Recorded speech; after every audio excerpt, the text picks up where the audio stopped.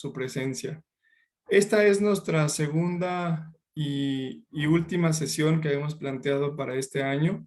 Como ustedes recordarán, en la sección pasada estuvimos viendo conceptos básicos acerca de pequeño parada gestacional, datos diagnósticos y de tratamiento y de referencia adecuada por nuestros expertos que son la doctora Patricia Medina y el doctor Héctor Macías. Hoy vamos a continuar con estas sesiones y vamos a ver ahora temas mucho más prácticos. Estamos presentándoles casos clínicos donde vamos a poner en práctica los conceptos que ya revisamos previamente. Quiero volver a presentarles a nuestro panel de expertos. Está conformado por la doctora Patricia Medina Bravo. Ella es pediatra endocrinóloga, es maestra y doctora en ciencias médicas y actualmente es adscrita al Departamento de Endocrinología del Hospital Infantil Federico Gómez. Es miembro activo del Sistema Nacional de Investigadores con nivel 1 y es profesor adjunto del curso universitario de especialización en endocrinología pediátrica. También profesor titular del curso de la especialidad de diabetes en niño y adolescente y expresidente del Consejo Mexicano de Endocrinología. Y nos acompaña el doctor Macías, es pediatra neonatólogo, egresado del Instituto Nacional de Pediatría, y es jefe del departamento de neonatología en un hospital. Está en ginecología de la raza en el IMSS, de Acorn y de Estega. Y damos inicio entonces a esta segunda sesión de endoclínicas para neonatología. Doctores, muchas gracias y comenzamos con el doctor Macías. Muchas gracias, doctor. Hola, buenas noches a todos. Buenas noches, doctor Horacio.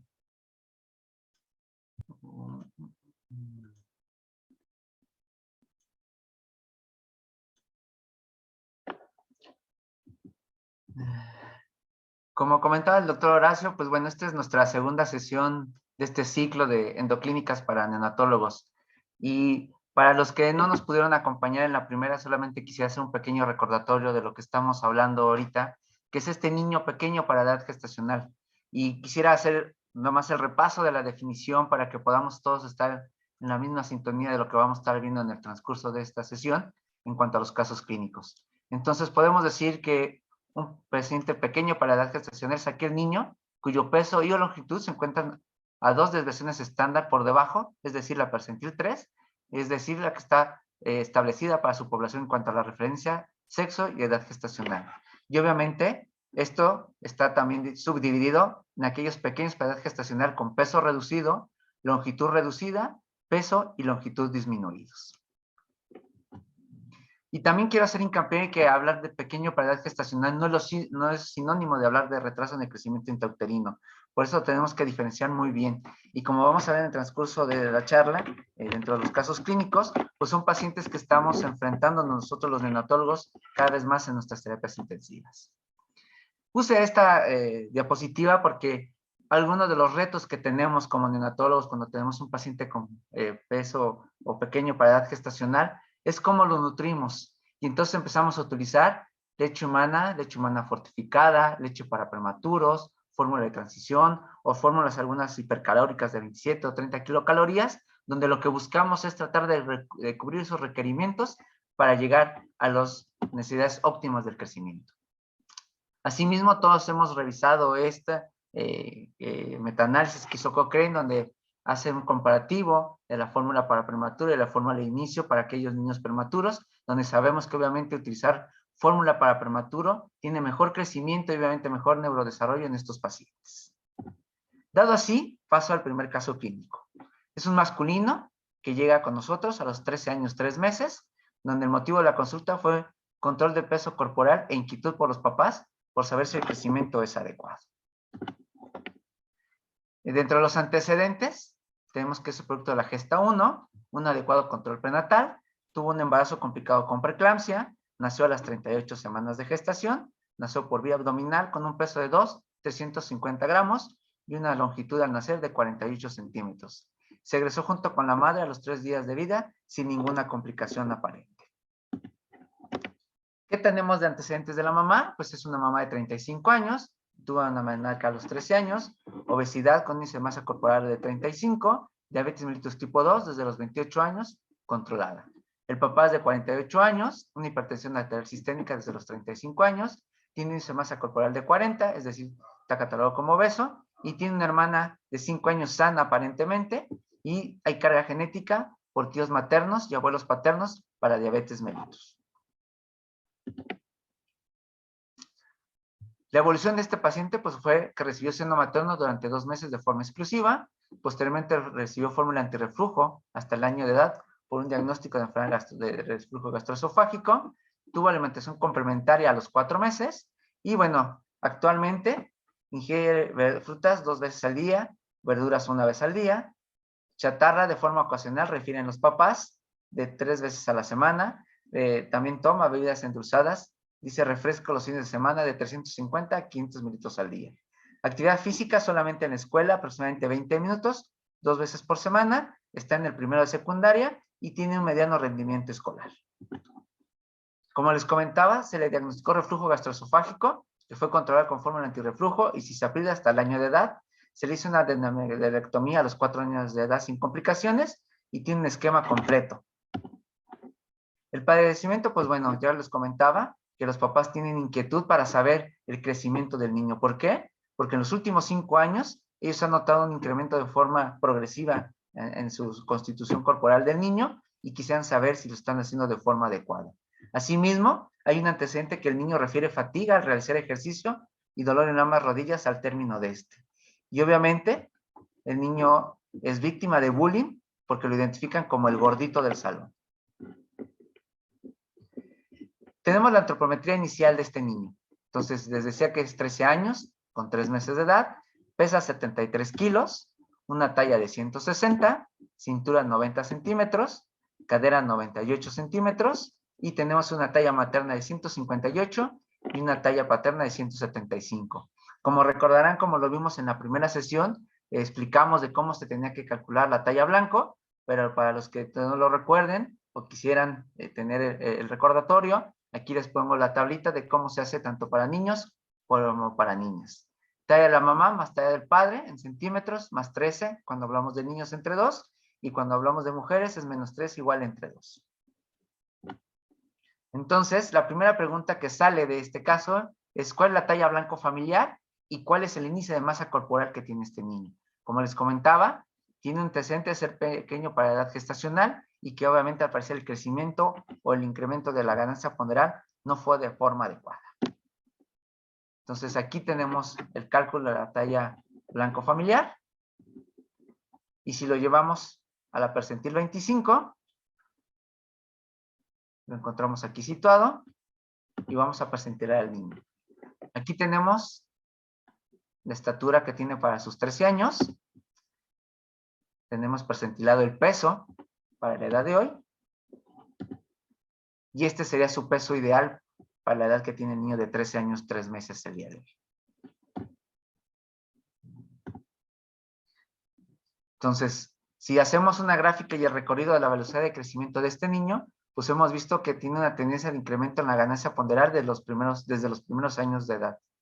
Aquí lo podemos notar en la curva.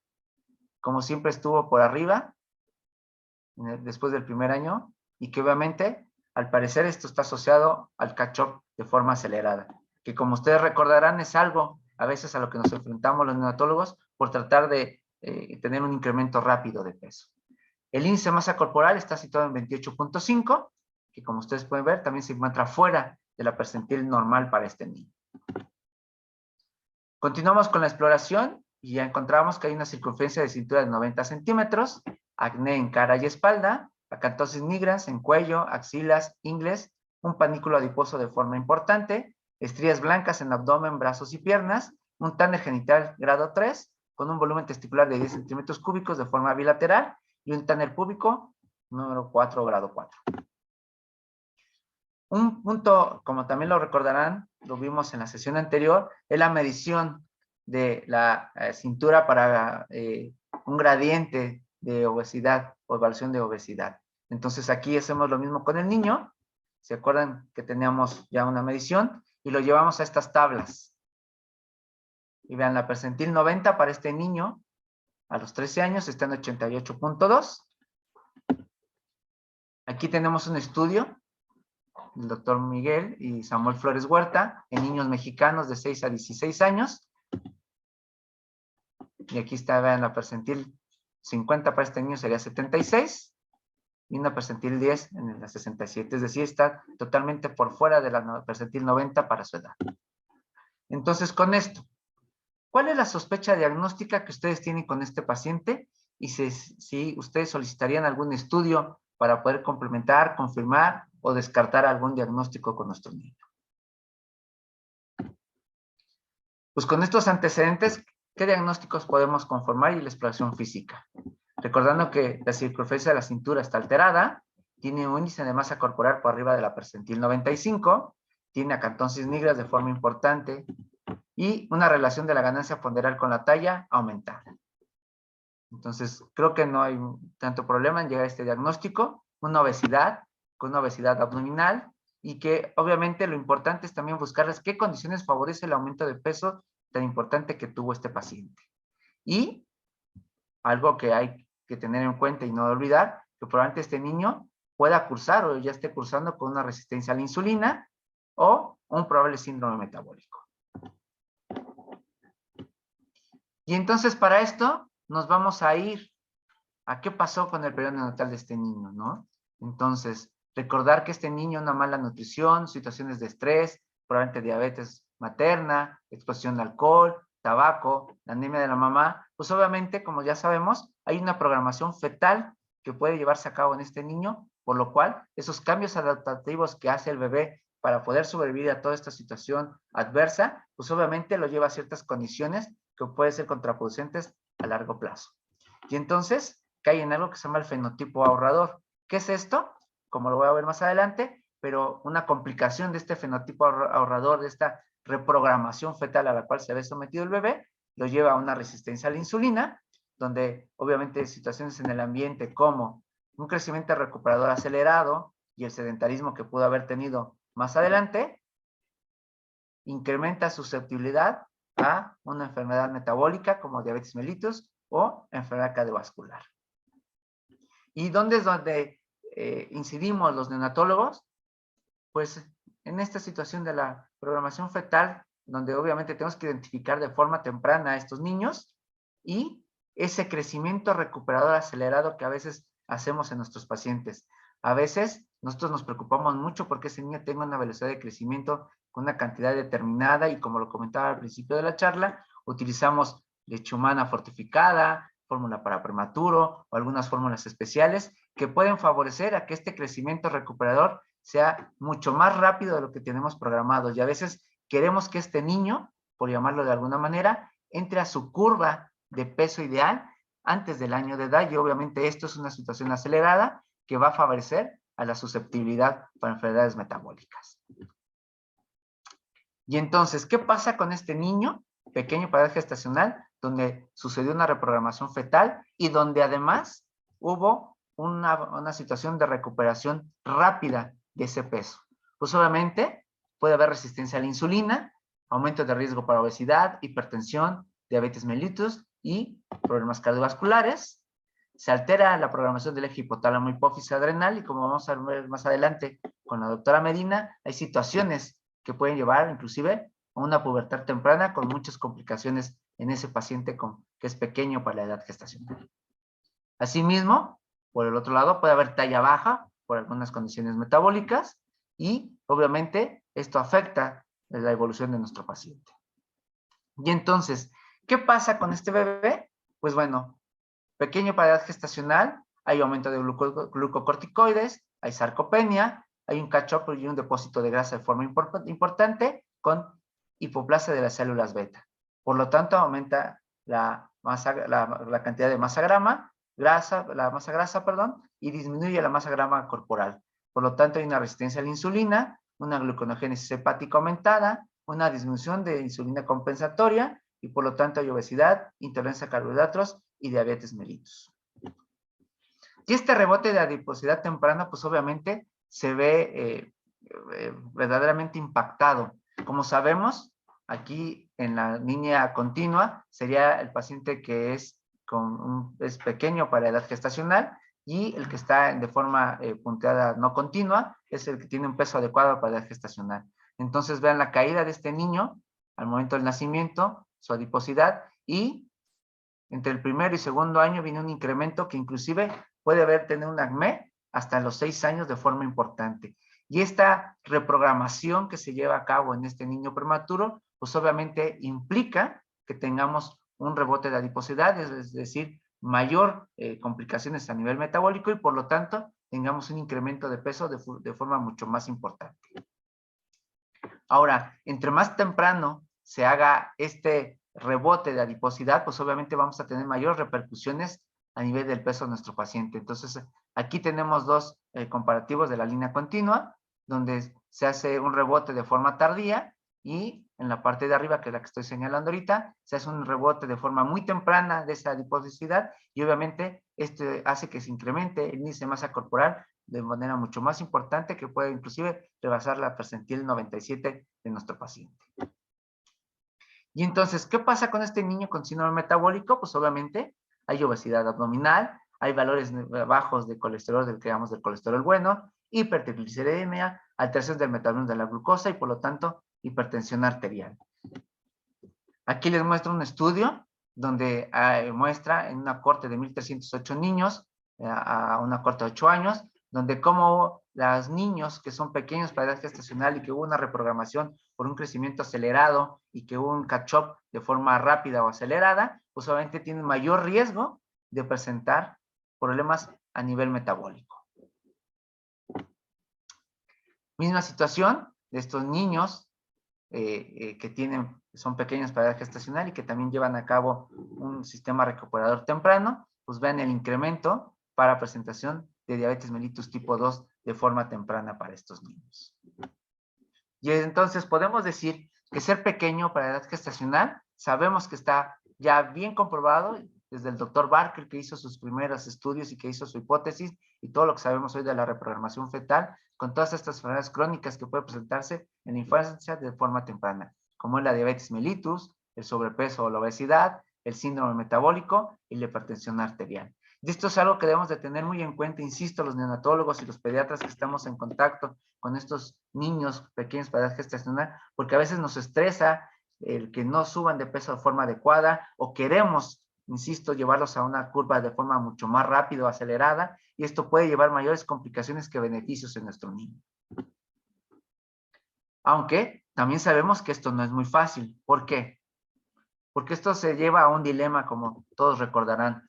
Porque aquel niño que es pequeño para edad gestacional, donde le damos menor apoyo nutricional, sabemos que va a tener un mayor riesgo de alteraciones del neurodesarrollo y enfermedad ósea, y que es algo que también nos preocupa, y que a veces esa es nuestra justificación por tratar de intervenir de forma mucho más agresiva con estos niños pequeños para edad gestacional, en tratar de recuperar su peso de forma mucho más rápida.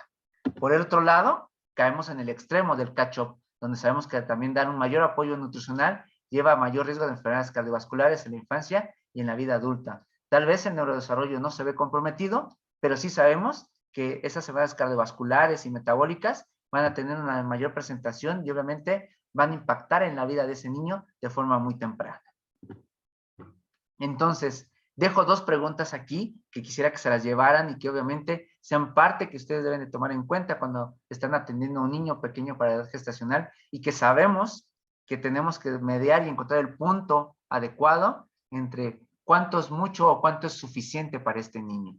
Y entonces, encontrar el punto en el cual el pronóstico neurológico puede ser óptimo sin sacrificar la salud cardiovascular. Es decir, no llegar al extremo de este lado de un paciente con riesgo metabólico, pero sin sacrificar su neurodesarrollo.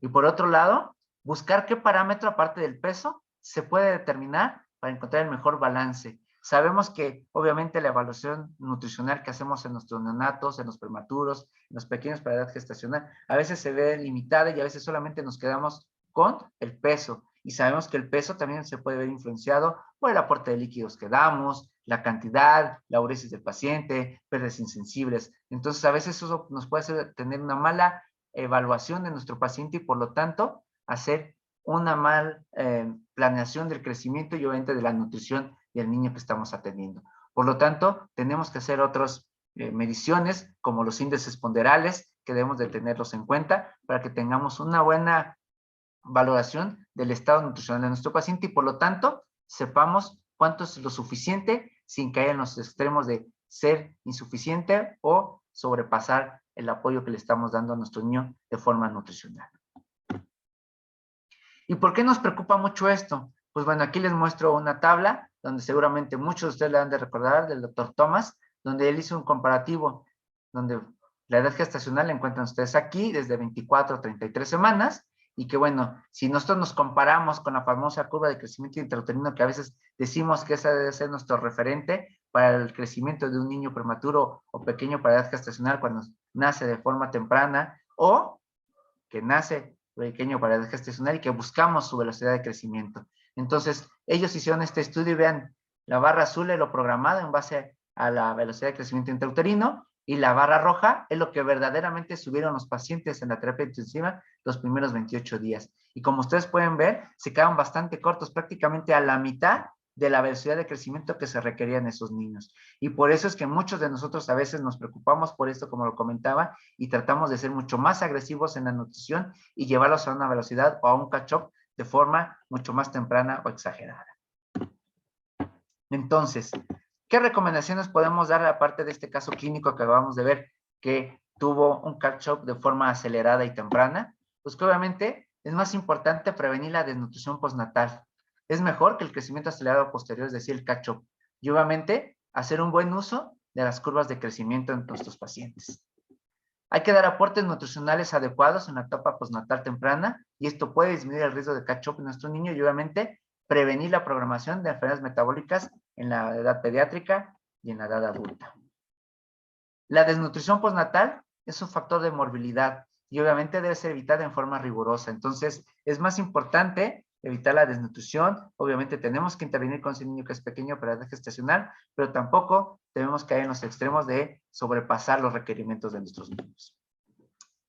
Una nutrición precoz y agresiva para asegurar una transición a la vida extrauterina con una mínima interrupción del apoyo nutricional es la mejor estrategia. Por lo tanto, podemos decir que no hay una receta de cocina para decir cuánto es lo óptimo a cada niño, sino por edad gestacional o por peso, sino que cada paciente, según su condición, su enfermedad y obviamente la evolución que vaya teniendo de forma hospitalaria, pues eso nos va a decir cuánto tenemos que dar de los requerimientos y obviamente evitar la desnutrición postnatal y evitar un catch-up de forma temprana o acelerada. Proveer nutrientes adecuados, dependiendo de la edad gestacional, para lograr trazas de crecimiento intrauterino que faciliten un crecimiento y obviamente se desarrollen normal a largo plazo y proveer menos aportes que los requerimientos por esa desnutrición postnatal y un peor desarrollo neurológico. Entonces hay que tener mucho cuidado con esto. Por otro lado, recordar que la lactancia materna exclusiva en los primeros 6 meses de vida es fundamental para prevenir la obesidad de nuestros niños. Iniciar la alimentación complementaria hasta las 24 semanas, es decir, hasta los 6 meses, no antes, a pesar de la insistencia que a veces pueden tener los papás de que sean ablactados de forma temprana. Iniciar la alimentación complementaria y hacerlo en pequeñas porciones. Y obviamente permitir que los niños regulen lo que quieren comer y no poner cantidades excesivas o rigurosas de cuánto es lo que tiene que comer ese paciente. Sabemos que es mucho mejor los alimentos naturales sobre los industrializados por todos los componentes que pueden tener. Evitar alimentos complementarios con alto contenido calórico como jugos, refrescos, yogur, dulces y néctares, que a veces es muy del agrado de los papás. Hay que tener mucho cuidado con esto y ser muy, muy enfáticos con los papás. Fomentar el consumo de agua natural al inicio de la lactación. Una dieta balanceada para los pacientes y obviamente hacer unas consideraciones. El seguimiento del peso y talla es importantísimo. Ya lo comentábamos en la primera sesión que tuvimos, que hacer un buen uso de las tablas de crecimiento, de las curvas de crecimiento es primordial para el neonatólogo, primordial para el pediatra, y que si nosotros encontramos una desviación de crecimiento, ya sea en peso o talla de forma importante, tenemos que derivar a ese niño lo más pronto posible a los especialistas como el endocrinólogo o inclusive al apoyo nutricional. Fomento de los hábitos de alimentación saludable y un ejercicio para obviamente evitar el rebote de la adiposidad temprana. Tomar la tensión arterial a partir de los 3 años, y eso debe ser una recomendación en todos los consultorios que vemos niños en nuestro seguimiento. Determinación de lípidos plasmáticos en niños mayores de 2 años con antecedentes familiares o personales de riesgo cardiovascular. Y obviamente estar muy pendiente de la tolerancia a los hidratos de carbono. Y entonces, con estas dos últimas diapositivas me termino mi intervención en este caso clínico, donde hay que recordar que el paciente que tiene un peso bajo al nacimiento y un crecimiento de recuperación acelerado en la vida postnatal, esto le va a ocasionar un mayor riesgo de resistencia a la insulina y obviamente riesgo de alteraciones metabólicas.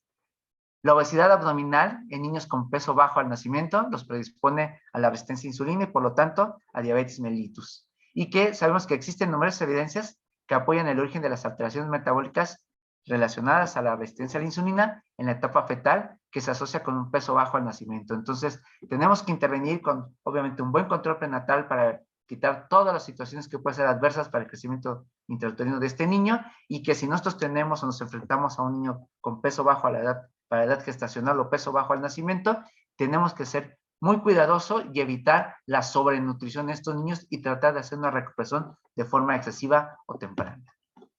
Porque obviamente, como sabemos nosotros, que el crecimiento en los primeros 2 años de vida que nosotros hagamos en nuestros pacientes, pues obviamente van a impactar para el resto de sus días. Por lo tanto, tenemos que asegurarles que el crecimiento y el desarrollo de nuestros pacientes sea de forma segura y obviamente con el mínimo riesgo para la edad más adelante, como es la edad adulta. Con esta me despido. Muchas gracias y quedo pendiente al final para las preguntas.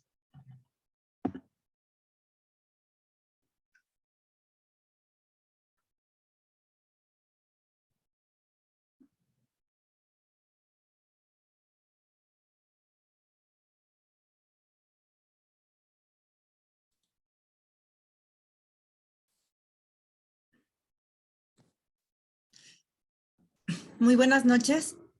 Agradezco nuevamente la invitación para participar el día de hoy con ustedes con la presentación de un caso clínico que seguramente nos ha tocado a todos ver en nuestra práctica clínica diaria y cotidiana en nuestros pacientes pediátricos. El presente caso clínico se trata de una niña de 9 años y 8 meses de edad que acude a consulta por la presencia de pubarca y adrenarca desde los 6 años de edad. Dentro de los antecedentes de importancia tenemos que fue producto de la gesta 2, la mamá tenía el antecedente de un aborto. Al momento de la gestación, la mamá de 32 años se refiere como sana, se realizó un adecuado control prenatal. Sin embargo, tiene el antecedente de que la mamá cursó con hipertensión arterial desde el primer trimestre del embarazo. El parto fue a término de 39 semanas de gestación y tuvo un peso al nacer de 2.120 gramos y una talla de 47 centímetros. Dentro de sus antecedentes de importancia no patológicos, tenemos que no fue alimentada al seno materno, que fue alimentada con fórmula de inicio hasta los 6 meses de edad. La alimentación complementaria se inició a los 4 meses a base de jugos y también papillas y se refiere una alimentación actual como balanceada. La actividad física que realiza esta niña es solamente lo que realiza en la escuela 2 veces a la semana, sus clases de educación física. Y acude a valoración, como lo comenté previamente, a los 9 años y 8 meses por el antecedente de presentar aparición de vello púbico desde los 6 años de edad y también el cambio en el olor del sudor desde los 6 años y 6 meses. No se refiere el antecedente o la presencia en ese momento de telarca.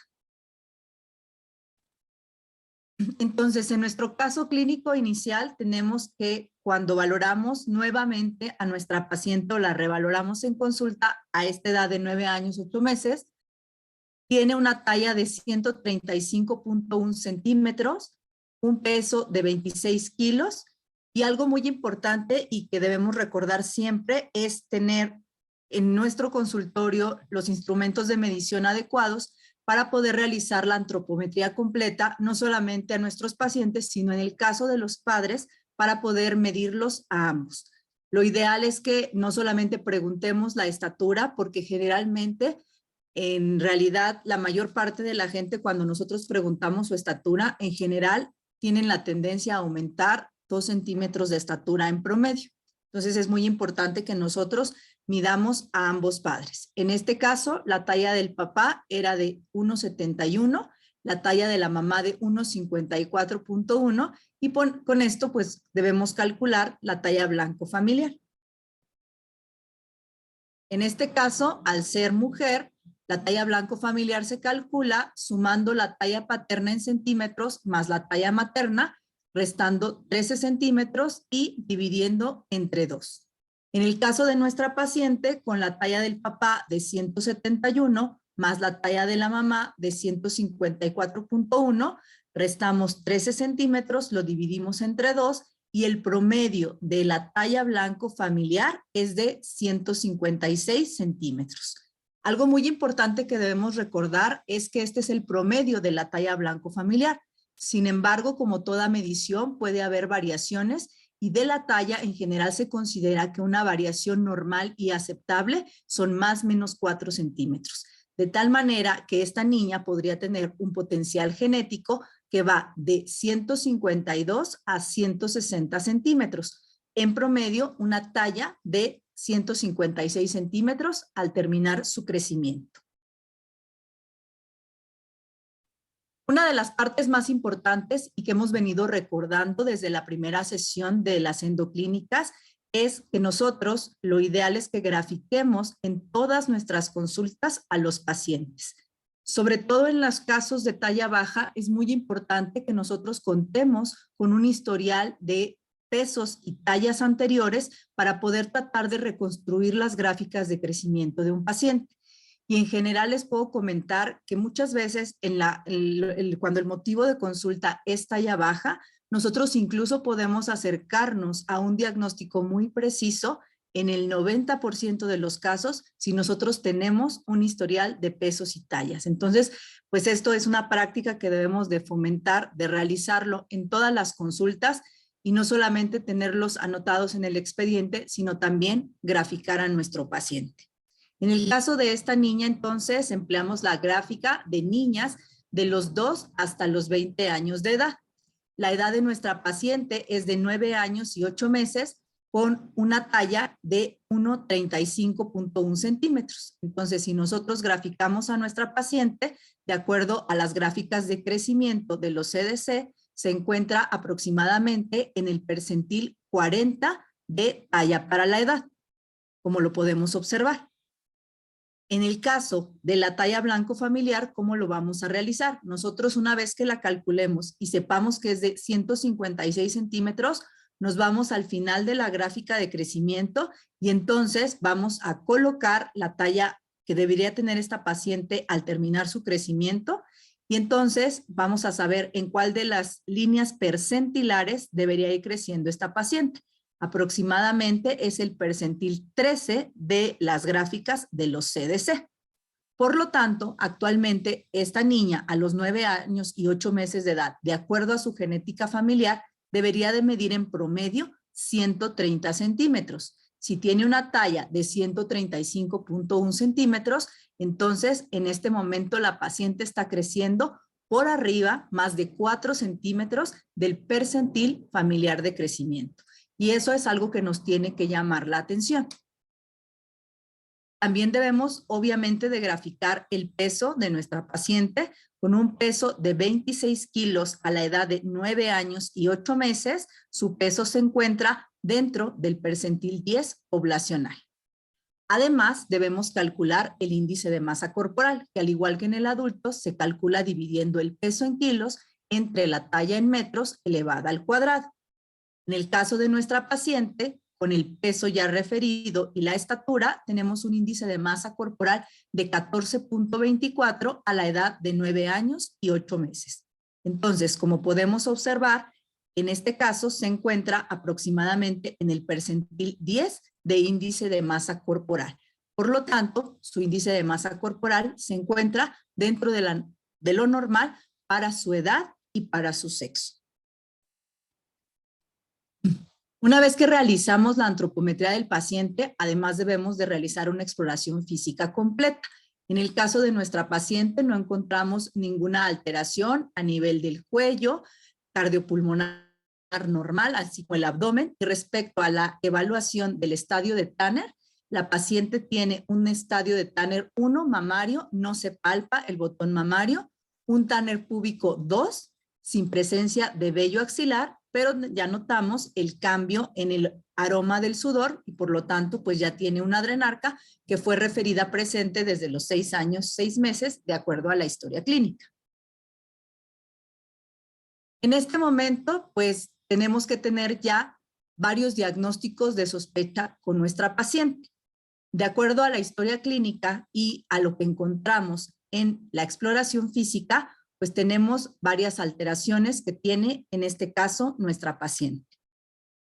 Lo primero es que recordemos, tiene el antecedente de ser pequeña para la edad gestacional. Aparentemente puede ser una restricción intrauterina del crecimiento secundaria a la hipertensión arterial con la cual cursó la mamá. Tiene también la presencia de talla alta, ya que crece 4 centímetros por arriba del percentil familiar de crecimiento. Entonces, en este momento, la paciente sí presenta talla alta y además presenta adrenarca y pubarca precoz. Recordemos que la aparición normal de los caracteres sexuales secundarios en las mujeres es antes de los 8 años de edad. La aparición normal de los caracteres sexuales secundarios se considera en las mujeres entre los 8 y los 13 años de edad y en el caso de los varones entre los 9 y los 14 años de edad. En este momento entonces que tenemos una paciente que tiene talla alta y además tiene la presencia de adrenarca y pubarca precoz sin desarrollo de telarca ya a los 9 años y 8 meses de edad, ¿solicitaríamos algún examen de laboratorio o gabinete?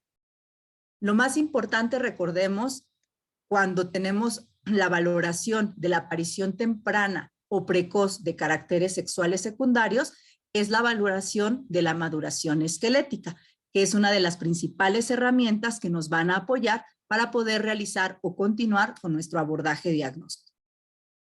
En el caso de la paciente, solicitamos una radiografía anteroposterior de la mano no dominante. Y en el caso de esta niña, a los 9 años y 8 meses de edad, podemos observar que existe ya la aparición del hueso pisiforme, el cual se encuentra marcado aquí en un círculo de color morado. Este hueso aparece normalmente en las niñas entre los 8 años y 10 meses y los 9 años de edad. Y en el caso de los varones, aparece generalmente a los 11 años. Debemos también evaluar que no exista algún otro hueso que aparece en etapas posteriores de la vida, como puede ser el sesamoideo del pulgar, que en el caso de las mujeres aparece entre los 11 y los 11 años y medio, y en el caso de los varones en general aparece a los 13 años de edad. Entonces, en este caso, la edad ósea es igual a la cronológica, dado que nuestra paciente tiene 9 años y 8 meses y su edad ósea promedio es de 10 años. Y recordemos que en el caso de la edad ósea puede haber una variación más o menos 6 meses de acuerdo a la edad cronológica en el caso de un individuo, y esto ser normal. Consideramos un adelanto en cuanto a la maduración esquelética si este es mayor o igual a 1 año, y ya un avance importante de la edad ósea es cuando existe un avance mayor o igual a 2 años respecto a la edad cronológica. Dentro de otros estudios que podríamos valorar por la aparición simplemente de pubarca a edad precoz, antes de los 8 años de edad, pues sería principalmente tratar de descartar una variante de hiperplasia suprarrenal congénita, variedad tardía. Recordemos que esta es una de las principales causas de pubarca precoz, tanto en varones como en mujeres, y por lo tanto es importante tratar de descartar esta causa. Otra de las causas que pueden asociarse a una pubarca precoz puede ser también la presencia de sobrepeso, obesidad y resistencia a la insulina. Y recordemos, como lo mencionaré más adelante, que la resistencia a la insulina se asocia también a un incremento en la producción de andrógenos, tanto en la glándula suprarrenal y en la mujer a nivel ovárico. Por lo tanto, pues también debemos de evaluar si existe o no resistencia a la acción de la insulina. En el caso de nuestra paciente, pues solicitamos determinación de glucosa e insulina para valorar si existe resistencia a la acción de la misma. Medimos también niveles o valores de 17-hidroxiprogesterona para descartar o apoyar la posibilidad de una hiperplasia suprarrenal congénita variedad tardía, y también realizamos determinación de andrógenos como androstenediona, dehidroepiandrosterona sulfato, testosterona total, y realizamos un perfil lipídico. En el caso de nuestra paciente, tuvo unos valores de glucosa dentro de límites normales en 84, unos valores de insulina en 3.6, también normales para la edad, por debajo de 12, valores de 17-hidroxiprogesterona iguales a 19 nanogramos sobre decilitro, considerando que un valor sugestivo de hiperplasia suprarrenal congénita es cuando se encuentra mayor o igual a 200. Los valores de androstenediona, de dehidroepiandrosterona sulfato y testosterona total dentro de límites normales, así también como los valores bioquímicos de lípidos, un colesterol total en 185, triglicéridos en 83, un colesterol LDL de 110. Entonces, en este caso donde tenemos una paciente que tiene talla alta, tiene adrenarca y pubarca precoz y el antecedente de restricción intrauterina del crecimiento probable o ser pequeño para la edad gestacional, ¿cuál sería la conducta a seguir en esta paciente? Tendríamos que dar algún tratamiento, tendríamos que vigilar solamente. En el caso de nuestra paciente, debido a que no progresó a una pubertad precoz, únicamente tuvo el cambio en el aroma del sudor y la presencia de pubarca, entonces lo más indicado sería realizar solamente vigilancia, por dos motivos. Número uno, tiene una estatura que va efectivamente arriba del carril familiar de crecimiento, sin embargo no tiene una edad ósea adelantada, y en el momento en que la valoramos a los 9 años y 8 meses de edad, como podemos observar, aun cuando tenía la talla alta que mencioné, pues no tenía todavía desarrollo del botón mamario. Una vez que fue vigilada esta paciente, se observa que a la edad de 11 años da inicio la telarca. Y a esa edad es completamente normal, pues ya la evolución o progresión del resto de los caracteres sexuales secundarios. Entonces, en el caso de nuestra paciente, pues tenemos que esta niña fue pequeña para la edad gestacional y tuvo un adecuado crecimiento de recuperación. Fue de ese 85% de pacientes que se recuperan de manera normal y que tuvo una pubarca prematura aislada. En el caso de nuestra paciente, entonces, aun cuando la vigilamos, no debemos de suspender aquí la vigilancia, porque lo mencionaré posteriormente. Estas niñas que tienen el antecedente de ser pequeñas para la edad gestacional y que además tienen aparición precoz o temprana de los caracteres sexuales secundarios y específicamente con pubarca precoz, tienen un mayor riesgo de desarrollar o presentar posterior a la adolescencia el síndrome de ovario poliquístico. Entonces, para recordar brevemente, sabemos que la pubertad es una época la cual se va a caracterizar por la presencia no solamente de cambios físicos, sino también de cambios emocionales, de la presencia de una aceleración en la velocidad de crecimiento dada por el estirón puberal, el cual está causado por un aumento en la concentración o secreción de la hormona de crecimiento, así como un aumento en la producción de esteroides sexuales, tanto de testosterona en el varón como de estrógenos en la mujer. Durante esta etapa, recordemos que el adolescente va a iniciar el inicio de su capacidad reproductora hasta alcanzar una maduración sexual completa, pero también va a tener cambios en la composición corporal, principalmente en la distribución de masa grasa. Recordemos también que durante la adolescencia existe una ganancia hasta del 40% de la masa ósea, la cual se va a completar el otro 40% durante la etapa de transición entre los 18 y los 25 años de edad. También va a haber un cambio en la proporción corporal. Recordemos que durante esta etapa hay un mayor crecimiento de las extremidades, tanto de los brazos como de las piernas con respecto al tronco. Y pues finalmente el individuo va a adquirir todos los cambios psicológicos que lo van a preparar para la vida adulta. Recordemos que la aparición normal de los caracteres sexuales secundarios es, en el caso de los varones, entre los 9 y los 14 años de edad, como lo mencioné previamente, y en las niñas se presenta entre los 8 y los 13 años de edad. Cuando se presenta antes de los 9 años en el varón y antes de los 8 años en la mujer, entonces se considera pubertad precoz. Y cuando se presenta después de los 14 años en los varones y después de los 13 años en las mujeres, entonces se considera pubertad retrasada. Sin embargo, actualmente estamos observando que cada vez de manera más frecuente se presentan los cambios del desarrollo puberal en el caso de las niñas entre los 8 y los 10 años de edad. Y cuando esto se presenta de esta manera, a esta variante de la pubertad se le denomina pubertad temprana. Y un porcentaje de las niñas con pubertad temprana pueden presentar también una progresión muy rápida de esa pubertad. Recordemos que normalmente se describe que el estirón de la pubertad puede durar 1 año y medio en las niñas y hasta 1 año y medio y 2 años en los varones. Sin embargo, también cada vez estamos viendo de manera más frecuente que el estirón de la pubertad puede ser más corto, presentándose de 1 año o incluso menor de 1 año de aceleración de la velocidad de crecimiento en las niñas. Y si esto se presenta de manera temprana y además tiene un avance rápido o es rápidamente progresiva, entonces estas niñas tienen la posibilidad de no alcanzar su talla blanco familiar porque desarrollaron muy rápidamente la pubertad. Y voy a comentar más adelante cuáles son las teorías asociadas tanto al inicio temprano como rápidamente progresivo de la pubertad, tanto en niñas como en niños. Recordemos que la pubertad se inicia entonces con la aparición de los caracteres sexuales secundarios. Desde 1969, el doctor James Tanner realizó un estudio principalmente en niñas que estaban en una casa hogar o en un orfanatorio y fue siguiendo a estas niñas con el tiempo hasta que presentaban su primera menstruación y posteriormente hasta que alcanzaban su talla final.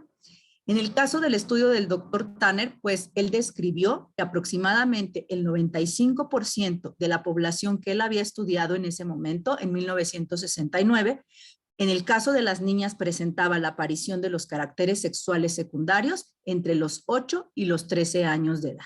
De ahí salen los conceptos de la edad normal de aparición de los caracteres sexuales secundarios. Sin embargo, recordemos que estos conceptos vienen desde 1969 y que existen lo que se llaman cambios seculares en el crecimiento y el desarrollo de la pubertad que se van presentando en diferentes países y en diferentes épocas del tiempo, de tal manera que la mejoría tanto en la economía como en los hábitos de salud, en las condiciones de las personas y el desarrollo ha provocado que quizá exista un adelanto en el inicio o la aparición de los caracteres sexuales secundarios en las últimas décadas.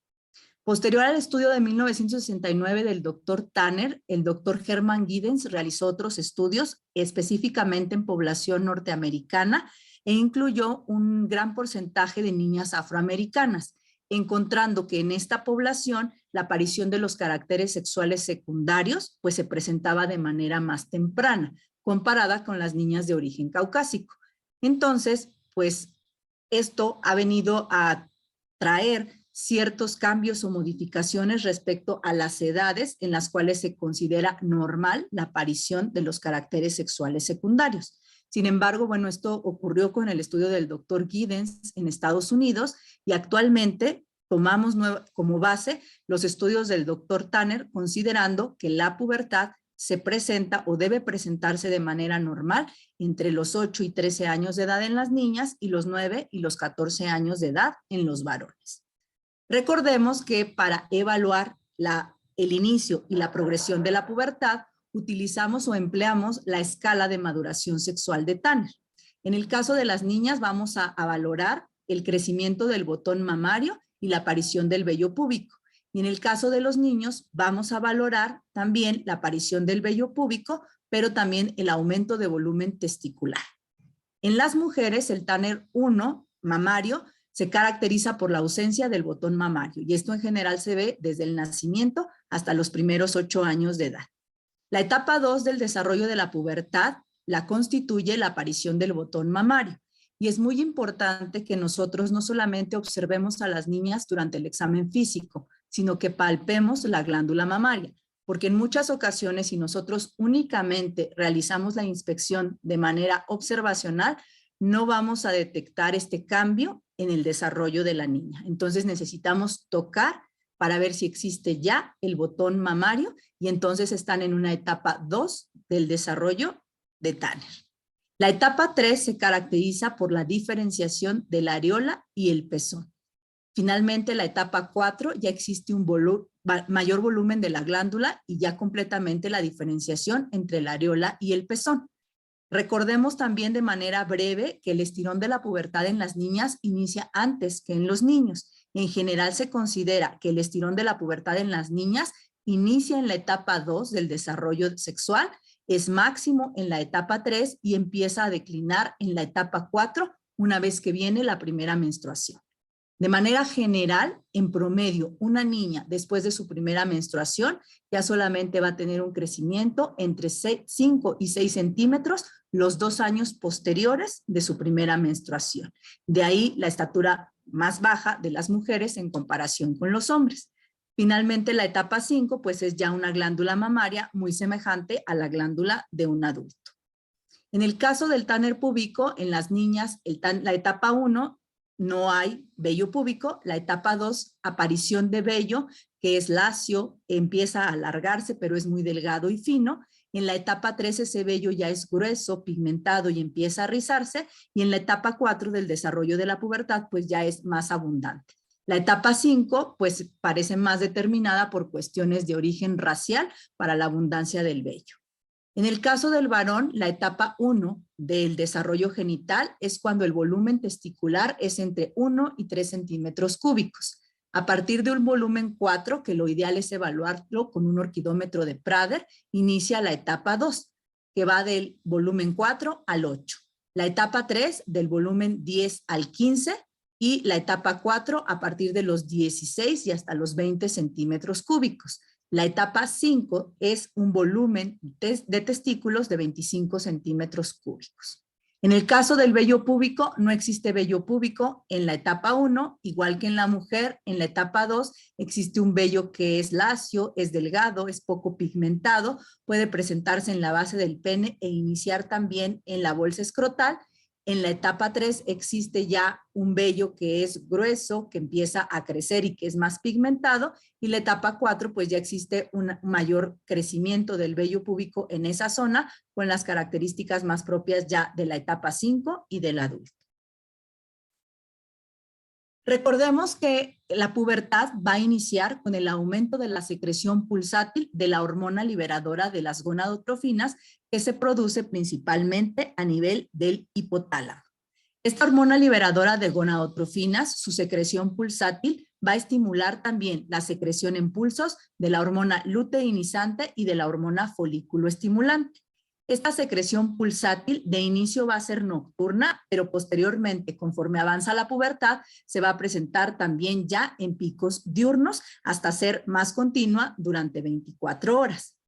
Esa secreción pulsátil de gonadotrofinas va a estimular a las gónadas para producir la maduración de las células germinales, pero también para aumentar la producción de esteroides sexuales, en el caso del hombre la testosterona y en el caso de la mujer los estrógenos, y también aumentar la producción de péptidos gonadales como las inhibinas. Recordemos que para que exista activación del eje hipotálamo, hipófisis y en este caso gónadas, se requiere de varios estímulos, tanto internos como externos. Existen algunos estímulos que van a ser estímulos digamos, inhibidores, y otros estímulos que van a precisamente incrementar la producción de la hormona liberadora de las gonadotrofinas. Y algo muy importante es que cada vez sabemos que algunas hormonas que se producen a nivel periférico, como la leptina que se produce en el tejido adiposo, pueden ser fuertes promotores o inductores de la secreción pulsátil de GnRH.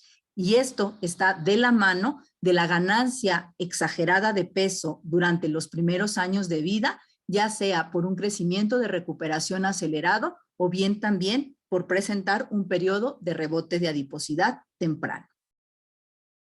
Recordemos que en el caso de niños que tienen aparición temprana de caracteres sexuales secundarios, que como comenté en el caso de las niñas entre los 8 y 10 años de edad, y en el caso de los niños entre los 9 y 10 años y medio, o bien que tienen pubertad realmente precoz, recordemos que esto es aparición de los caracteres sexuales antes de los 8 años de edad en las niñas y antes de los 9 años de edad en los niños. Sin embargo, aquellos que tienen aparición temprana de los caracteres sexuales secundarios, como en el caso de nuestra paciente, no todos van a progresar a pubertad precoz, sino que pueden iniciar y quedarse solamente con un diagnóstico de adrenarca y pubarca prematura. En el caso de las niñas, aquellas que inician con desarrollo del botón mamario antes de los 8 años de edad, pues estarán presentando una telarca precoz. Si no hay crecimiento de vello púbico, la vamos a llamar telarca precoz aislada. Y sabemos que entre un 20 a un 65% de esas pacientes sí van a evolucionar a pubertad precoz. El resto, un 40%, no lo van a hacer y únicamente van a presentar telarca prematura aislada. En el caso de aquellas pacientes que tienen progresión de la telarca aislada hacia pubertad precoz, como lo comenté, pues puede ser de un 36 a un 40%. Recordemos también que aquellas niñas que presentan salida de vello púbico precoz o temprana, hasta un 50% van a evolucionar hacia una pubertad precoz. Y que cuando se presentan las dos características juntas, telarca más pubarca temprana, en el 70 a 75% de los casos, sí va a haber una evolución o una progresión hacia una pubertad precoz. Recordemos que existen diversos factores asociados al inicio de la pubertad. Varios autores han propuesto que los factores genéticos tienen mucho que ver en el desarrollo de la misma. Y en efecto esto ha sido confirmado porque hasta un 30% de los pacientes que presentan pubertad precoz tienen antecedentes familiares de la misma. Entonces aquí es muy importante que en la historia clínica siempre nosotros preguntemos de manera intencionada a qué edad menstruó la mamá, antecedentes de pubertad precoz o temprana por la rama materna, las tías, la abuela, etcétera, a qué edad presentaron sus cambios puberales y la edad de la primera menstruación. Y también preguntemos, en el caso de que se conozca, los antecedentes del desarrollo puberal del padre y si existe o no antecedentes también de pubertad temprana o precoz por la rama paterna. Otro de los factores que se han estudiado asociados al inicio de la pubertad es el peso al nacimiento y la nutrición fetal. Como veremos más adelante, el antecedente de ser pequeño para la edad gestacional se asocia con presencia de menarca a edades más tempranas y también un mayor porcentaje de estos niños pueden desarrollar pubertad temprana o precoz. Si además a esto le aunamos a que son niños que el 15% no va a presentar un crecimiento de recuperación o un catch-up adecuado y van a tener talla baja, la presencia de talla baja más el inicio de una pubertad temprana o precoz le da un muy mal pronóstico de talla final adulta a estos niños. Por lo tanto, es muy importante que nosotros demos el seguimiento adecuado de estos niños con estos antecedentes durante toda la etapa escolar y también durante ya el inicio de la aparición de los caracteres sexuales para asegurar que esto les permita ser a una edad adecuada y que puedan lograr su talla blanco familiar. En el caso de la pubertad precoz, en las mujeres, el 90 al 95% de los casos son idiopáticos. No vamos a encontrar ningún dato, ni antecedentes familiares, ni antecedentes de ser pequeño para la edad gestacional, ni ningún otro. Pero en el caso de los hombres es muy importante. Todo aquel niño que empiece a desarrollarse o aparezcan los caracteres sexuales secundarios antes de los 9 años de edad, tenemos que buscar una causa secundaria, porque el 95% de los varones con pubertad precoz van a tener una causa orgánica de la misma. principalmente neoplasias del sistema nervioso central, aunque también puede presentarse secundaria a un traumatismo cráneoencefálico o al antecedente de radiación al sistema nervioso central. Otras de las causas que se han propuesto como probables factores asociados a un inicio más temprano de la pubertad es la exposición a campos electromagnéticos, los factores psicológicos y los disruptores endócrinos. Actualmente, tras la pandemia COVID-19 y posterior al confinamiento más intenso que tuvimos en el año 2020, hemos estado observando tanto en México como en otros países de América Latina, y también se reporta esto en Europa, un aumento en los casos de pubertad precoz, pubertad temprana rápidamente progresiva. Y se han propuesto varias teorías o hipótesis de por qué se pudiera haber estado presentando este inicio más temprano de la pubertad. Una de las hipótesis propuestas fue que el encierro o el confinamiento lo que ocasionó fue mayor sedentarismo, menor realización de ejercicio y actividad física, y con esto el aumento de peso excesivo o la ganancia rápida de tejido adiposo puede estar asociada a un incremento en el inicio más temprano de la pubertad. ¿Esto por qué es causado? Bueno, principalmente porque hormonas como la leptina producida en el tejido adiposo son un potente factor que activa la producción de otra hormona hipotalámica que es la quispeptina. Esta quispeptina estimula la producción pulsátil de GnRH y de ahí viene el inicio más temprano de la pubertad. Todo esto pues fue asociado a esa rápida ganancia de peso. Sin embargo, también estamos observando que quizá muchos niños no ganaron peso de manera excesiva, sin embargo, sí estuvieron expuestos a un mayor número de horas frente a la pantalla, principalmente frente a las computadoras o dispositivos electrónicos. Y esta exposición a la luz azul se ha hipotetizado que pueda estar asociada a una disminución en la concentración o producción de melatonina en la glándula pineal. Al bajar las concentraciones de melatonina, este es un fuerte impulsor de la secreción pulsátil de la GnRH y por lo tanto de un inicio más temprano de la pubertad. Otras de las teorías es que existieron factores psicológicos reportándose una mayor frecuencia de ansiedad y depresión en niños, y esto pudo estar relacionado o asociado también a esos cambios en la producción o secreción pulsátil de GnRH. Finalmente, otra de las teorías no asociadas precisamente a la pandemia COVID-19, sino más asociada en los últimos 20 años, es la exposición a sustancias denominadas disruptores endócrinos. Todas estas sustancias van a ser sustancias capaces de poder producir una activación más temprana de diversos ejes hormonales en el cuerpo humano.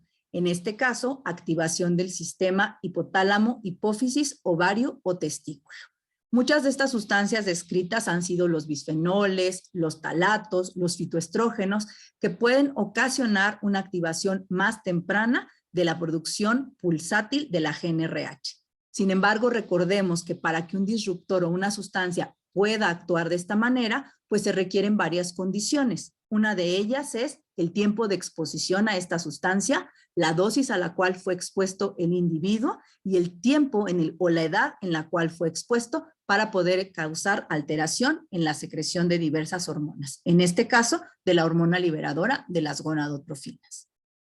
Existen diversos estudios que han documentado que el desarrollo puberal en los niños pequeños para la edad gestacional puede ser más temprano comparados con aquellos niños con un peso adecuado al nacimiento.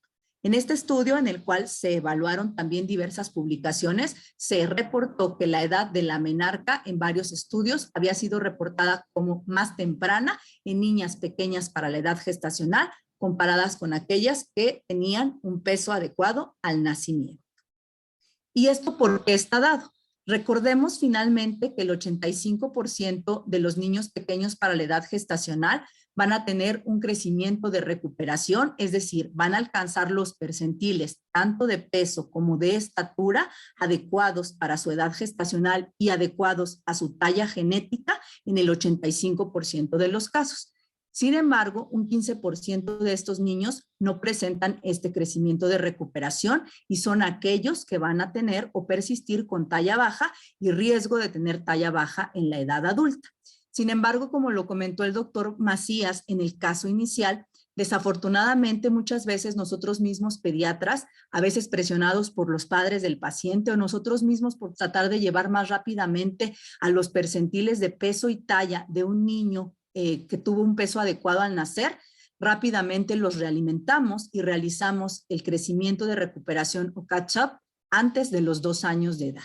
Si nosotros realizamos este crecimiento de recuperación de manera exagerada, el riesgo que tiene un niño de presentar sobrepeso en la edad adulta es más elevado y también tienen un mayor riesgo de presentar pubertad temprana o precoz y esto alterarle su pronóstico de estatura, además de otros desenlaces asociados a la pubertad precoz. Recordemos que en el ser humano el índice de masa corporal va a tener un comportamiento bastante peculiar.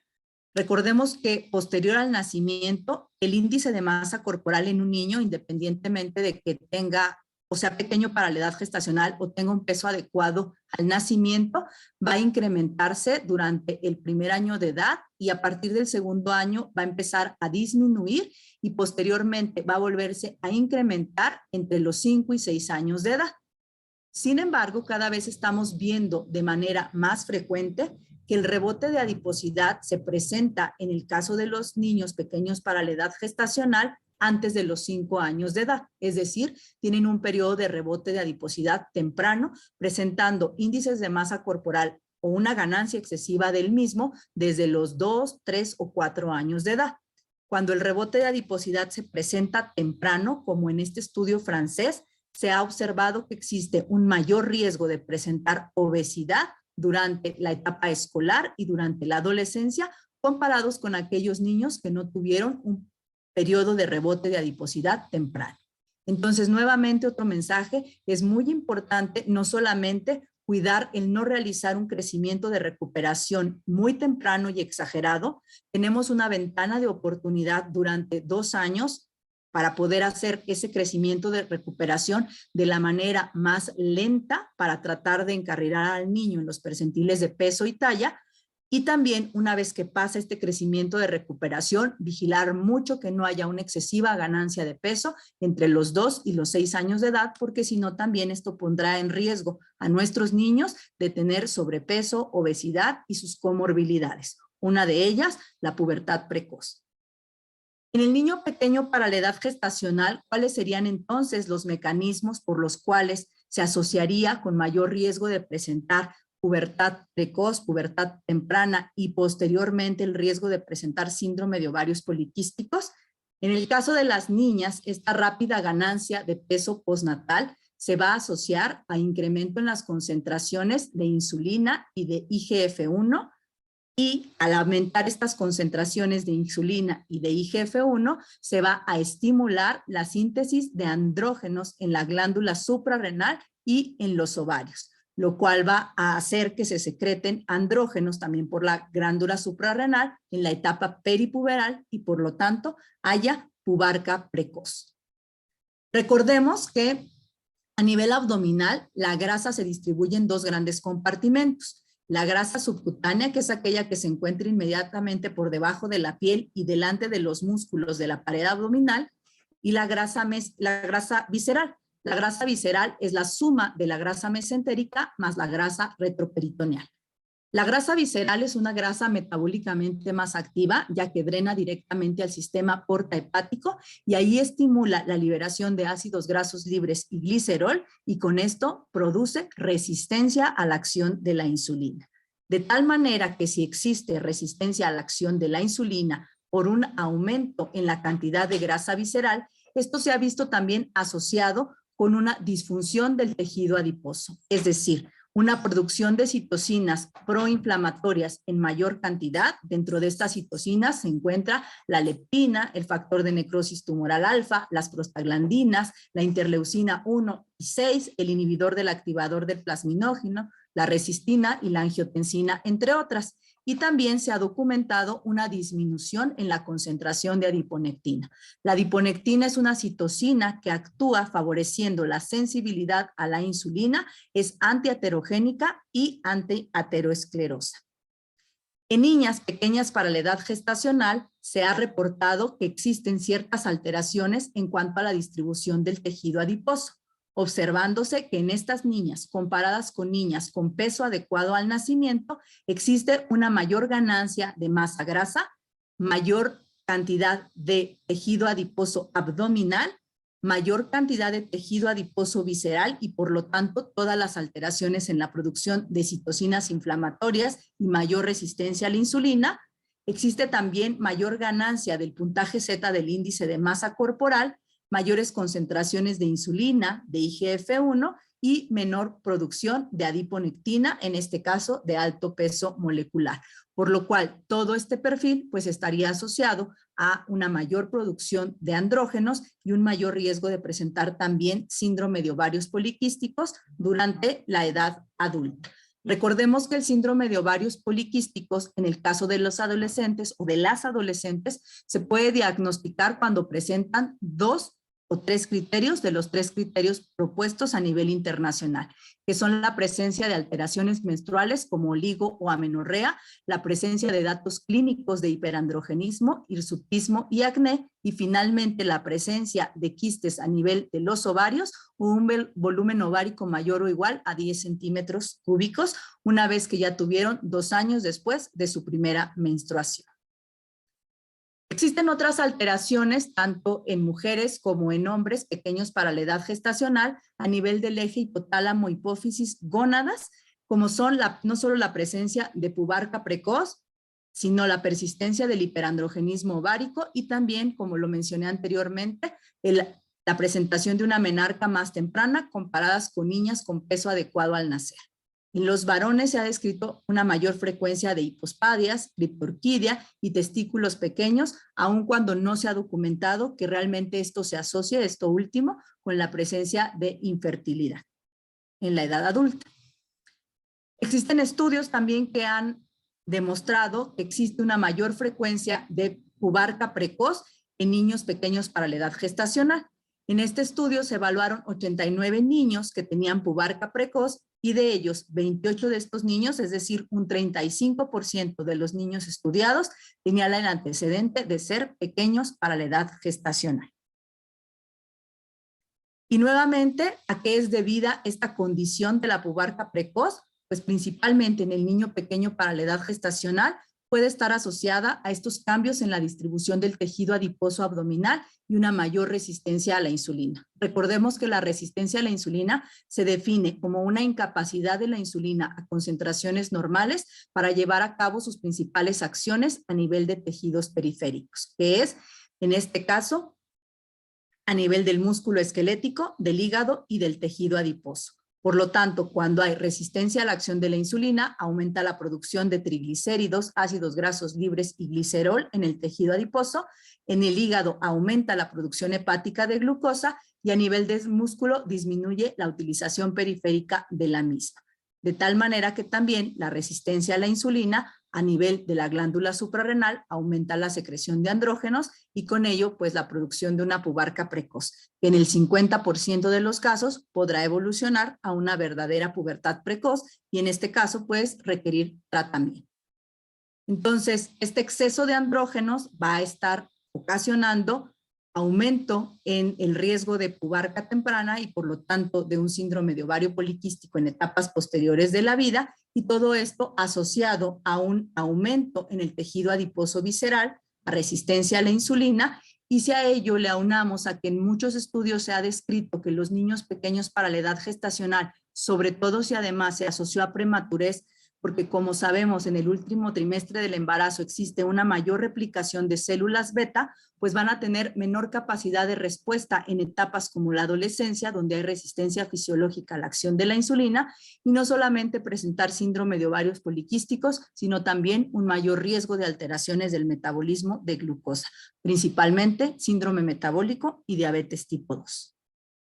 Por todo lo anterior, puedo entonces concluir que en las niñas que tienen el antecedente de ser pequeñas para la edad gestacional, existe un incremento en el riesgo de presentar pubarca precoz y síndrome de ovario poliquístico posterior a 2 años de la primera menstruación. Los mecanismos que se han visto involucrados en esta mayor frecuencia de hiperandrogenismo son una alteración en la distribución del tejido adiposo abdominal, con mayor cantidad de tejido adiposo visceral, mayor secreción de adipocitocinas proinflamatorias y una mayor resistencia a la acción de la insulina. Por lo tanto, nosotros los pediatras debemos vigilar en cada consulta la aparición temprana de los caracteres sexuales secundarios, vigilar siempre nuestra velocidad de crecimiento y vigilar la progresión de estos caracteres sexuales secundarios para, por lo tanto, tratar de evitar la presencia de una progresión muy rápida y en el caso de que sea necesario recurrir a tratamiento. Finalmente, quisiera dar las conclusiones de nuestros 2 talleres de las endoclínicas, no solamente hablando de la pubarca precoz y del mayor riesgo de una pubertad también precoz en el caso de los niños pequeños para la edad gestacional, sino finalmente hacer un cierre con las conclusiones finales de lo que vimos tanto en la primera como en la segunda parte. No olvidar la importancia de que la recuperación del peso y la estatura en un niño con el antecedente de ser pequeño para la edad gestacional debe ser lenta y progresiva. Recordemos que un aumento rápido, tanto en peso como en talla, pueden favorecer la presencia de alteraciones en la distribución del tejido adiposo, principalmente una mayor ganancia de tejido adiposo visceral, resistencia a la insulina, hiperinsulinismo en las primeras fases y por lo tanto un mayor riesgo de alteraciones metabólicas y de pubertad precoz. Debemos de continuar fomentando la lactancia materna exclusiva durante los primeros 6 meses de edad. También, como lo mencionó el doctor Macías, el inicio de la alimentación complementaria idealmente de los 6 meses de edad en adelante y posteriormente en todas las etapas de la vida fomentar la ingesta de alimentación saludable y la realización no solamente de actividad física, sino también de ejercicio. En niños pequeños para la edad gestacional, cuando no presentan el crecimiento de recuperación, que recordemos son un 15% de todos los niños con este antecedente, el tratamiento con hormona de crecimiento recombinante está indicado a partir de los 2 años de edad, entre los 2 y los 4 el inicio. Y esto no ha documentado un incremento en el riesgo ni de alteraciones metabólicas ni de diabetes, así como tampoco ningún mayor riesgo cardiovascular. Es muy importante que vigilemos, además de esto, la aparición temprana de los caracteres sexuales secundarios. Recordemos que es anormal o es muy prematura antes de los 8 años en las niñas y antes de los 9 años en los niños. Y la prevención primaria y secundaria en estos niños pequeños para la edad gestacional son un factor clave que nos permitirá disminuir el riesgo de comorbilidades en etapas posteriores de la vida. Es decir, si no pudimos prevenir durante la gestación que un niño tuviera un peso y una talla baja al nacer, sí está en nosotros el tratar de prevenir todas las comorbilidades que pueden presentar tanto en la infancia como la adolescencia y la edad adulta. Debemos de realizar la evaluación integral de un niño pequeño para la edad gestacional.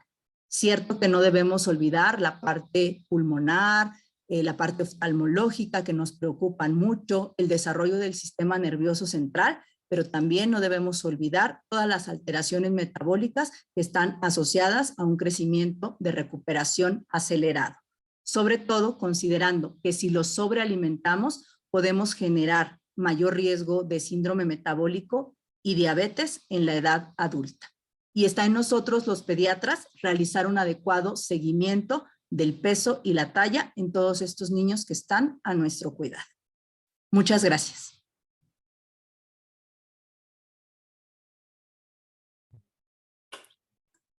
Agradecemos muchísimo la participación del doctor Macías y de la doctora Medina, esta brillante forma de exponernos temas y conceptos de una manera tan sencilla y tan brillante, y sobre todo de ponerlos en la mesa una discusión muy buena en conceptos que están muy vigentes y que están muy novedosos.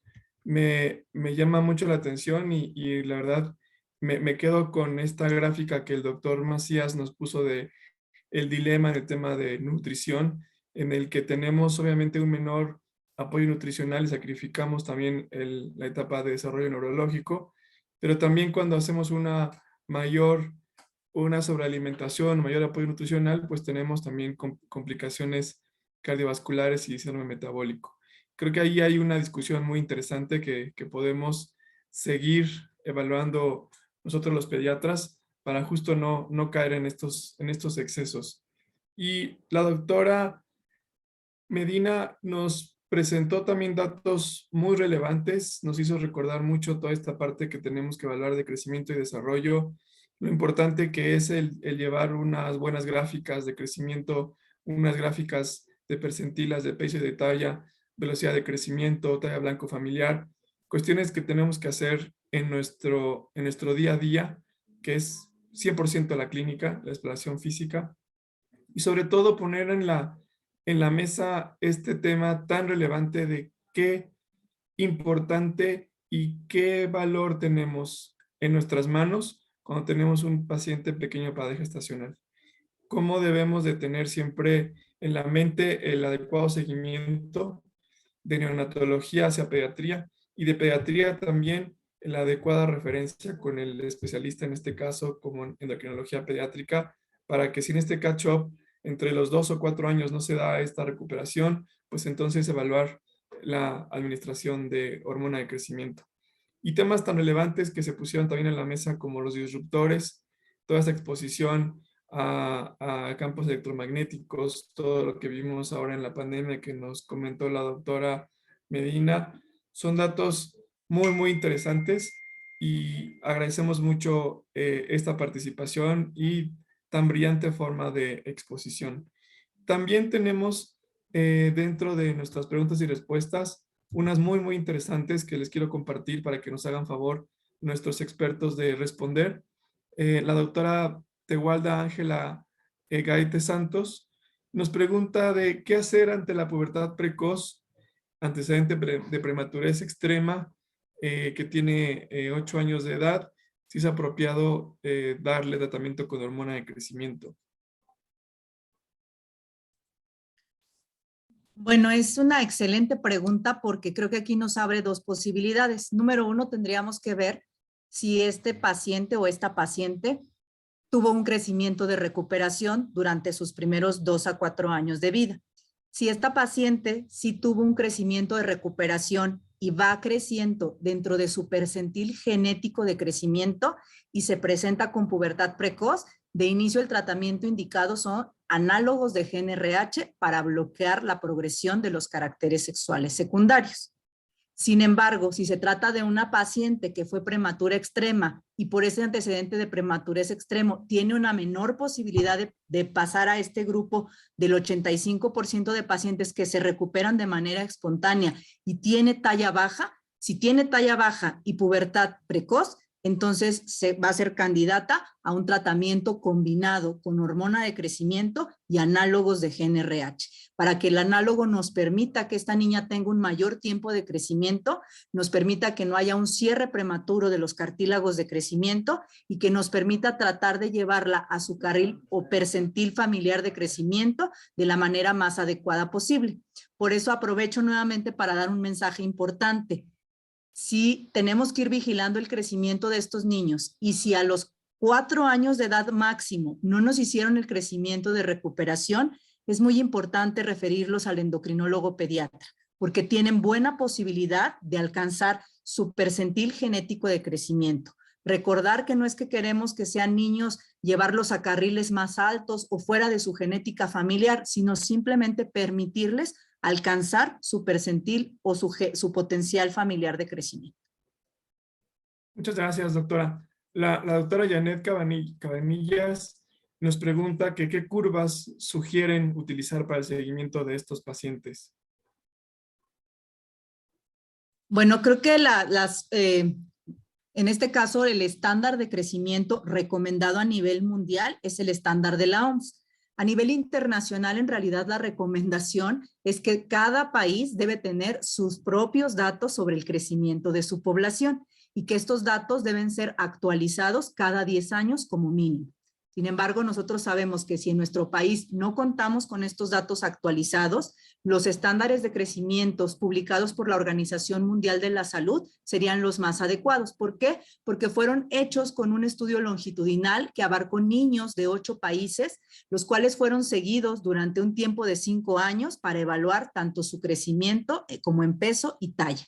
De tal manera que esto nos acercaría mucho a cómo debe ser el crecimiento de un niño en edades de 0 a 5 años en cualquier parte del mundo.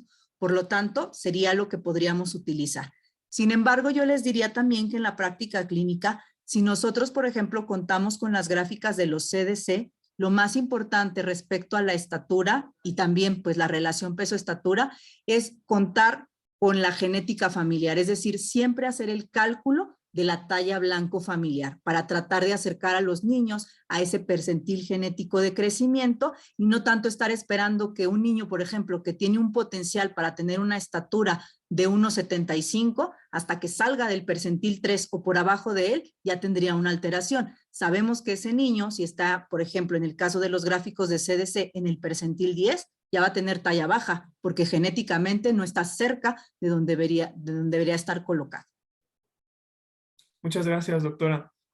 El doctor Alarcón Rosado nos pregunta que cómo se interpreta la edad ósea respecto a la edad cronológica en el paciente con pubertad precoz.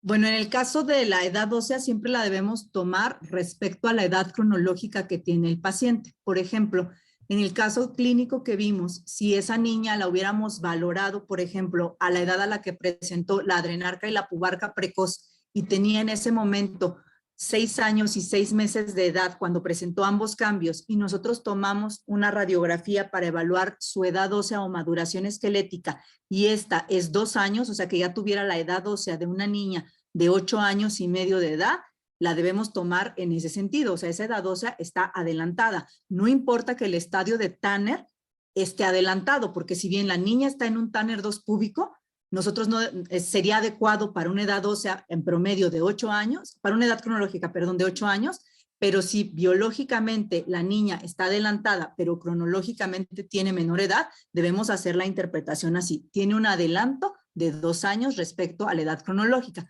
porque eso no nos va a permitir hacer un adecuado seguimiento. Es decir, esa niña, a diferencia del caso clínico que vimos, que tenía la edad ósea acorde a la cronológica, sí tenía un mayor riesgo de presentar una pubertad precoz. Son las niñas que se nos van a ir más rápido y que seguramente en unos meses ya van a presentar la telarca y la evolución de los caracteres sexuales secundarios. Gracias, doctora. La doctora Aguilar nos hace referencia de un caso clínico donde presenta una paciente de sexo femenino que es sana, con una talla de 1,60, con una menarca en los 10 años, 6 meses. Está indicado el uso de leuprolide para inhibir el desarrollo puberal por la expectativa paterna de talla más alta. Pues desafortunadamente ya en el caso de una niña que ya está en una etapa 4 o 5 del desarrollo sexual porque ya tuvo su primera menstruación, ya el uso de análogos de GnRH en este caso no estaría indicado, porque finalmente ya tuvimos toda la evolución de la pubertad. Aquí más bien una de de los posibles tratamientos alternativos podría ser el uso de hormona de crecimiento como un tratamiento individual en el caso de esta paciente. O sea, todo lo debemos individualizar. Si es el caso, por ejemplo, de esta niña que ya menstruó, está posmenarca, pero no alcanzó su talla blanco familiar y todavía tiene una edad ósea menor a 14 años de edad, la edad ósea, podemos emplear hormona de crecimiento como uno de los usos que no son, o de las indicaciones que llamamos no absolutas del tratamiento con hormona de crecimiento. Aquí voy a aprovechar solamente para decir brevemente que existen indicaciones absolutas para el tratamiento e indicaciones no absolutas del uso de la hormona de crecimiento. La única indicación realmente absoluta sería la deficiencia de hormona de crecimiento.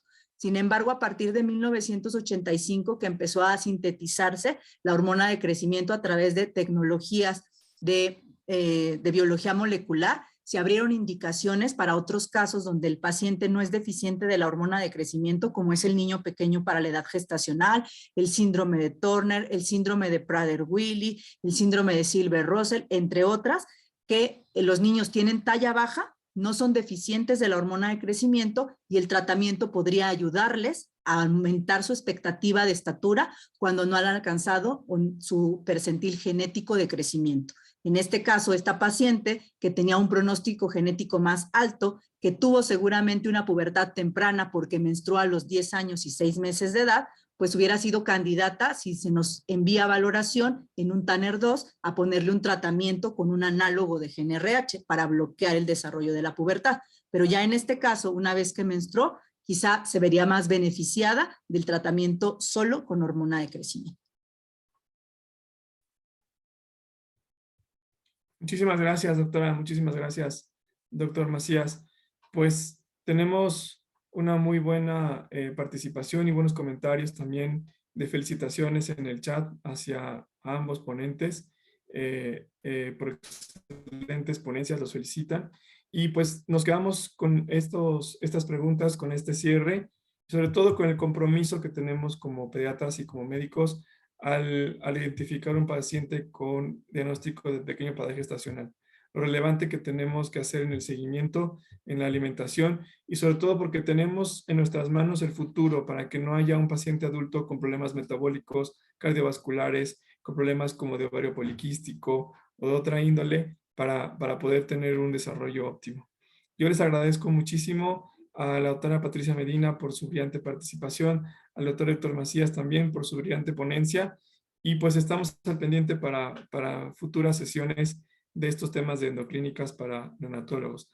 También agradezco mucho al doctor Encalada por todas sus atenciones para que sea posible esta transmisión y agradezco mucho también a ustedes por su presencia, por su tiempo y por su participación. Estamos en contacto y muchísimas gracias y buenas noches. Gracias, buenas noches. Gracias, buenas noches. Cuídense mucho, muchas gracias.